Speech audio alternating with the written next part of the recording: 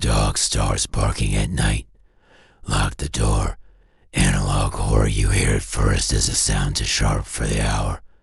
A bark.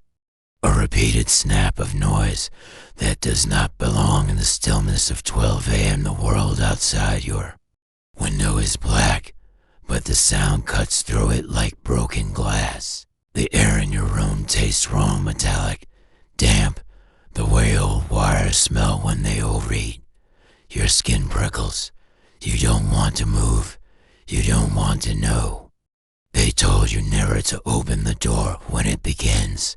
They told you the barking is not against what's outside, but against what is already pressing against the walls, breathing through cracks, listening. You will hear the bark like a code. And if you do not listen, if you go to the door, then it will see you. The pattern begins the same way every time. At 11:47 p.m., your dog will stir, whining, pacing. Its nails scratch at the floor in a rhythm that unsettles your stomach. You'll think it's restless. You'll think it wants to go out. But the way it avoids your eyes will tell you otherwise. At exactly 12:13 a.m., the shift comes. Its body locks stiff. Its head tilts, listening to something you cannot hear. Then the barking begins. Sharp bursts. Perfect timing. Not random. Not natural. A pattern. At 2:59 a.m., it stops. The silence that follows is worse than the noise. Too empty, too complete. That silence is when people disappear. 3 documented cases. Case number 1, the teen 17-year-old Michael Reyes, Lake Point. His shepherd mix began barking at his closed closet door at 12:11 a.m. He recorded it on his phone. The barking was steady, every 2 seconds, as if counting. When Michael whispered his dog's name, the animal growled at him instead of stopping. He opened the closet anyway. Inside, his friends later found his phone, still recording, still timing the barks, but the screen showed only static. Michael's bed was undisturbed. His window was locked. He was never seen again. Case number 2, the elder 82-year-old Ellen Carr, Brookvale. She lived alone with a retriever.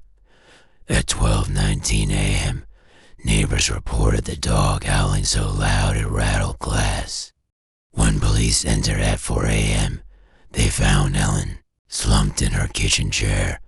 Her skin was cold, her mouth open as if mid-scream. The dog was sitting perfectly still by the back door, eyes unblinking, throat raw from barking.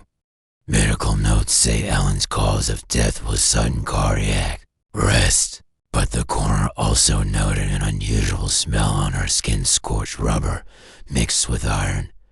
Case number 3, the child 9-year-old Hannah Peters, Farron Street. Parents reported their terrier barking at her bedroom door at 12:15 a.m. The child begged them not to open it, claiming the dog was saying don't let it in. They dismissed her fear. They opened the door. The dog bolted under the bed, whimpering. Hannah screamed once, then was silent. Her parents swear she was gone in less than a second. In her place on the bed was a long, wet strand of blonde doll hair. Why it happens, what little we know. Dogs hear in frequencies above ours. They smell currents older than our machines can trace. What they sense between 12 a.m. and 3 a.m. is not weather, not intruders, not hallucination. It is a phenomenon rooted in pressure, vibration, and something else, something alive. Researchers call it threshold resonance, a shift in the electromagnetic spectrum between midnight and 3 a.m. creates fractures in perception.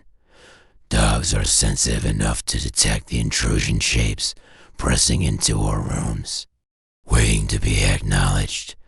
The barking is resistance, not aggression. They are holding it back with noise. They are keeping it from seeing you, but only if you listen.